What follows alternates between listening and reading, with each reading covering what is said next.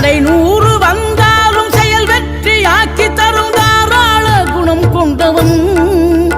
நீ வலை வீசும் அறிவுக்கு தொலைவானவானாகி மாறாது அருள் செய்பவன் தீராத காதலோடு திருவடியை தொழுபவர்க்கு திரவியமே தருகின்றவன் நீ தாராள உள்ளமோடு தவக்கோலம் கொண்டு பெறும் தார்மீக பொருள் தந்தவன் தார்மீக பொருள் தந்தவன் ஆறுபடை வீடும் அருள் வழங்கும் முருகா